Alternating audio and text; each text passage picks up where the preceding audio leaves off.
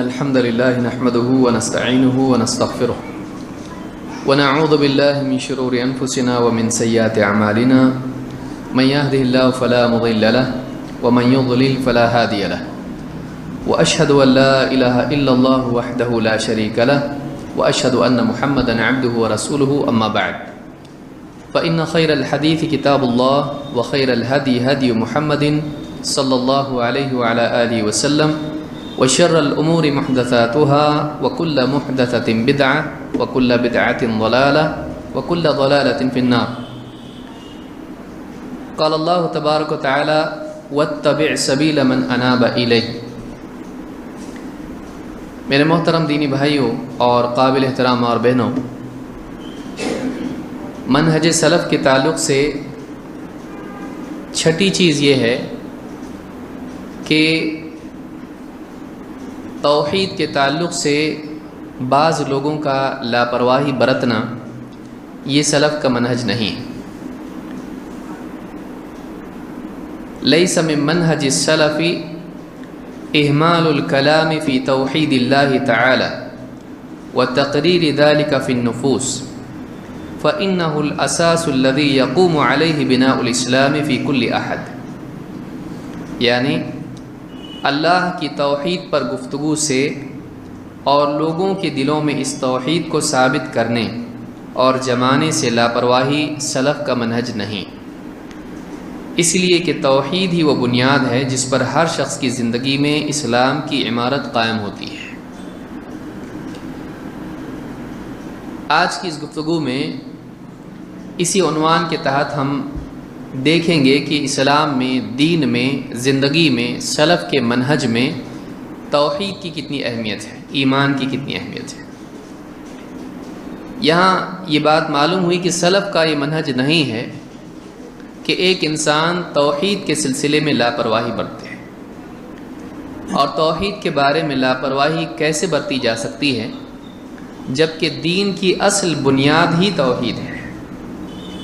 سارے نبیوں کی دعوت کا مرکز، سارے نبیوں کی مسلسل کوشش توحید کو لوگوں کے دلوں میں زندہ کرنا اور زندگیوں کے اندر توحید کا اہتمام لانا تھی.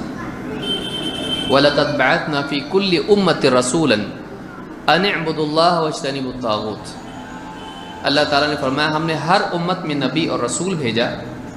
وَلَقَدْ بَعَثْنَا فِي كُلِّ أُمَّةٍ رَسُولًا، ہم نے ہر امت میں رسول بھیجا اس دعوت کے ساتھ کہ ان اعبدوا اللہ واجتنبوا الطاغوت، کہ اللہ کی عبادت کرو اور طاغوت سے بچتے رہو، یعنی طاغوت کی عبادت سے بچتے رہو.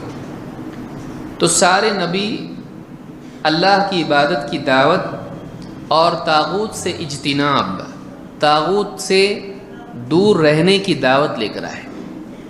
اس اعتبار سے معلوم ہوتا ہے کہ یہ وہ دعوت ہے جو کسی نبی نے چھوڑی نہیں، ہر رسول کی دعوت یہ رہی. یہ ابتدائی دعوت تھی، یہ مرکزی دعوت تھی.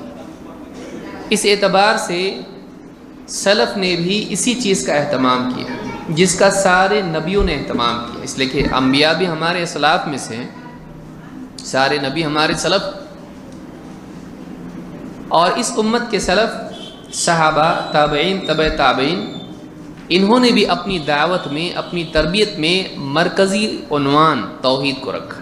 خود نبی کریم صلی اللہ علیہ وسلم کو آپ دیکھیے، توحید کے سلسلے میں یہاں پر کیا کہا گیا؟ لیس من منہج السلف اہمال الکلام فی توحید اللہ. سلف کا یہ منہج نہیں ہے کہ توحید کے بارے میں بات کرنے کو کمتر سمجھا جائے، اس سلسلے میں لاپرواہی اور کوتاہی کی جائے کہ آدمی توحید پر بات کرے ہی نہیں. اور آج بہت سارے لوگوں کا حال یہ ہے کہ توحید پر گفتگو اگر آپ کریں تو ان کی زبانوں سے بات نکلے گی کہ بھائی توحید توحید کب تک آپ بولو گے، امت کے دوسرے بھی مسائل ہیں. کوئی ایجوکیشن کے سلسلے میں پریشان ہے کہ مسلمان پڑھے لکھے نہیں ہیں، کوئی مسلمانوں کی معاشی حالت کے بارے میں بولنا چاہتا ہے کہ مسلمان فائنینشلی بزنس میں آگے ہونا چاہیے، ترقی کرنا چاہیے. دوسری قوموں سے ٹیکنالوجی میں آگے بڑھنا چاہیے۔ کوئی چاہتا ہے کہ اس پر بات ہو کہ مسلمانوں پر ظلم ہو رہا ہے، اس ظلم سے مسلمانوں کو کیسے نجات ملے۔ کوئی چاہتا ہے کہ مسلمانوں میں بیداری آئے کہ بچیوں کے نکاح نہیں ہو رہے ہیں، وہ نکاح ہونے چاہیے، بچوں کا ایجوکیشن، بچیوں کا نکاح، بیمار اور مسلمانوں کے دوسرے اور کئی مسائل ہیں۔ ہر آدمی جو سماج کی اصلاح کرنا چاہتا ہے وہ ان میں سے کوئی نہ کوئی عنوان لے لیتا ہے اور اس کو لوگوں کے سامنے زیادہ ہائی لائٹ کرتا ہے۔ لیکن اگر آپ اس کے بالعکس نبیوں کو دیکھیں گے، رسولوں کو اگر آپ دیکھیں گے، تو آپ کو ملے گا کہ ان کی دعوت میں سب سے بنیادی بات جس کا خاص اہتمام انہوں نے کیا وہ توحید ہے۔ مثال کے طور پر اللہ کے نبی صلی اللہ علیہ وسلم آپ نے فرمایا بنی الاسلام علی خمس، اسلام کی بنیاد 5 چیزوں پر رکھی گئی ہے۔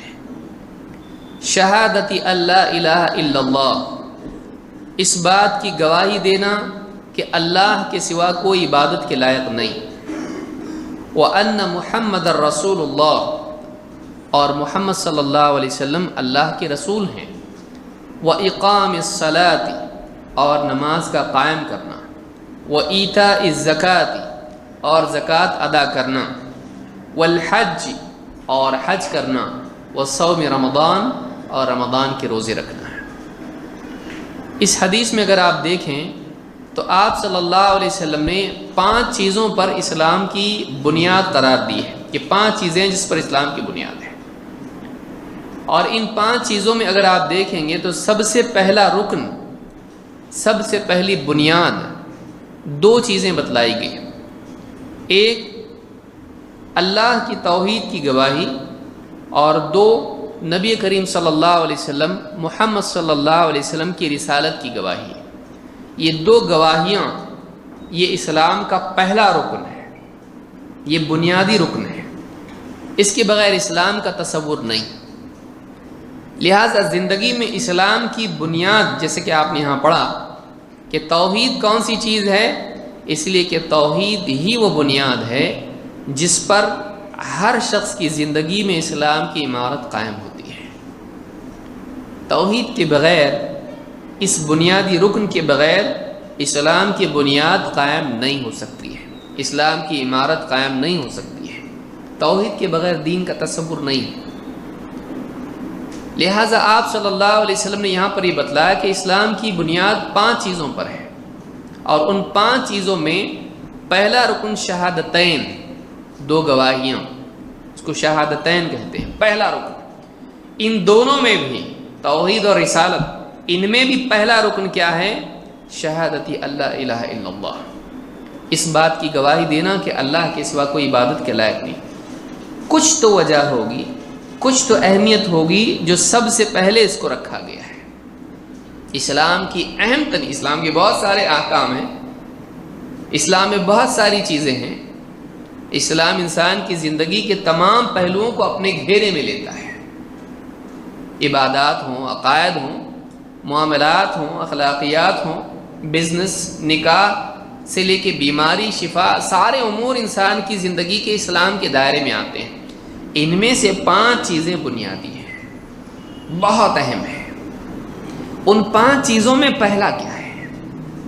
ان 5 چیزوں میں سب سے پہلے ذکر کیا جا رہا ہے شہادت اللہ الہ الا اللہ، اس بات کی گواہی دینا کہ اللہ کے سوا کوئی عبادت کے لائق نہیں ہے۔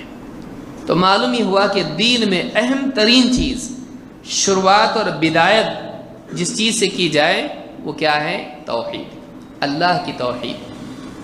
لہٰذا جب یہ دین میں سب سے اہم ہے تو اس کا اہتمام بھی اتنا زیادہ ہونا چاہیے، اور اس کو لوگوں کے ذہنوں میں، ان کے قلوب میں زندہ رکھنے کے لیے اس پر گفتگو بھی اتنی ہونی چاہیے۔ لیکن اگر آپ دیکھیں گے تو لوگوں کی بات چیت آپ دن بھر کی دیکھیں، صبح سے لے کے شام تک آدمی جتنی بات کرتا ہے، گھر میں ہو یا لوگوں کے درمیان بات چیت ہوتی ہے، اس میں توحید پر گفتگو کتنی ہے؟ سماج میں جو بگاڑ ہے، عالمی سطح پر جو بگاڑ ہے، جو مسائل انسانیت کے ہیں ان میں اس مسئلے کو کتنا اہم سمجھا جاتا ہے، توحید کے مسئلے کو۔ توحید میں بگاڑ، اس کے بارے میں آدمی کتنا پریشان ہوتا ہے۔ ایک آدمی شراب پیتا ہے، اس کے بارے میں لوگوں کو احساس ہے کہ برائی ہے، لیکن ایک آدمی شرک کرتا ہے، اس کا احساس کتنا ہے، اس کی گندگی سے کراہت کتنی ہے، اس سے بچانے کا فکر کتنا ہے۔ لہٰذا ایک آدمی شراب پیے، زنا کرے، چوری کرے، مار پیٹ کرے، غنڈہ گردی کرے، سماج ایسے آدمی کو برا مانتا ہے، لیکن ایک آدمی شرک کرتا ہے تو سماج میں اس کا اتنا زیادہ احساس نہیں ہے۔ یہ سماج میں عیب ہے۔ سلف کی زندگی میں ایمان اور توحید سب سے زیادہ اہم چیز تھی، لہٰذا ایک مسلمان کو چاہیے کہ وہ توحید کو سب سے زیادہ اہمیت دے۔ تو یہ حدیث بخاری مسلم کی ہے، جس سے معلوم ہوتا ہے کہ اسلام میں سب سے بنیادی چیز توحید ہے۔